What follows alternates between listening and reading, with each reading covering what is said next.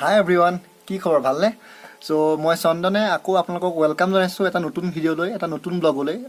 Blog বুলি ক'ব নোৱাৰি আজিৰ ভিডিঅ'টো বিশেষভাৱে মই তাৰমানে য'ত থাকোঁ তাত কিছুমান স্পেচিয়েলি ফ্ৰুটছ ফল মূল পায়।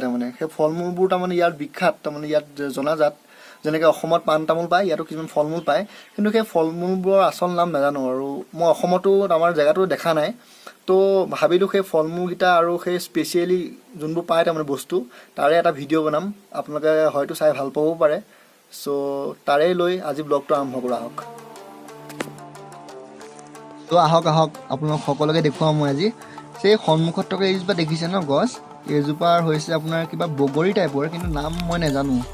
আপোনালোকে জানে যদি ক'বচোন। ইয়াৰ বিশেষকৈ সোৱাদ হ'ল বগৰীৰ দৰে মিঠা আৰু বালিয়া টাইপৰ অলপ তাৰমানে।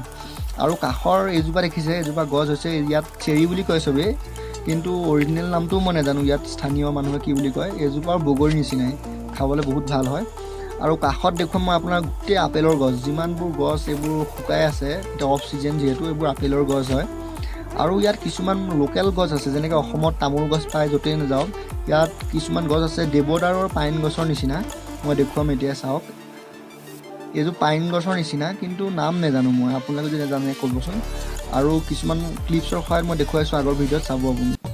এইটোতো আপেল চবেই গম পায়, কিন্তু কি হ'ল ইয়াৰ আপেল আৰু আমাৰ তাত যোনটো পায় ইম্পৰ্ট হয় এক্সপৰ্ট হয় যোনটো, তাৰমানে মাজত যোনবোৰ তাৰমানে খেলি মেলি হৈ যায়, তাৰ আপেলটো সোৱাদো বেলেগ হৈ যায়। তো দামো কম ইয়াত, অনলি 70 ৰুপিজ পাৰ কেজি। তো ইয়াৰ আপেল হ'ল ফাৰ্ষ্ট নম্বৰত মেইন তাৰমানে ফলৰ ভিতৰত। ছেকেণ্ড হ'ল এইটো গবু গচ্ছা বুলি কয়। এইটো একজেক্ট একদম তাৰমানে একেই, তাৰমানে মধুৰিআমৰ দৰে একেই খাবলৈ, সোৱাদ ভাল, কিন্তু মধুৰিআমৰ দৰে ইয়াৰ ভিতৰত গুটি নাথাকে। আৰু তাৰমানে এইটো বস্তুৰ তাৰমানে কি হয়, দেখাত কেঁচা লাগে কিন্তু ভিতৰটো পকি থাকে। তাৰমানে ইয়াৰ কোনো ৰং নহয়, তাৰমানে পকাৰ লগে লগে ৰং নধৰে। তাৰমানে ইয়াৰ সেইটো বৈশিষ্ট্য। ছেকেণ্ড ফল ইয়াৰ মানুহৰ তাৰমানে ইয়াত তাৰমানে ফেমাছ এই ফল দুটা। থাৰ্ড হ'ল মষ্ট ফেভাৰেট চবৰে, এইটো হ'ল চেৰি বুলি কয় ইয়াত। আমি যোনটো অসমীয়া ভাষাত হয়তো আমি পনিয়ল বুলি কওঁ, আৰু বগৰী বুলি কওঁ, কিছুমান পনিয়ল পিটিকি পনিয়ল বুলি কয় কিছুমানে। এইটো হ'ল চেৰি বুলি কয়, আৰু এইটো সোৱাদ বহুত মিঠা হয় পকিলে, আৰু খাবলৈ বহুত ভাল। এয়াই আছিল আজিৰ ভিডিঅ'টোত।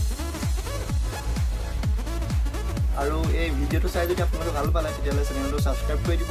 আৰু টাটা বাই বাই, আকৌ আগৰ দৰে জয় অসম। Thank U.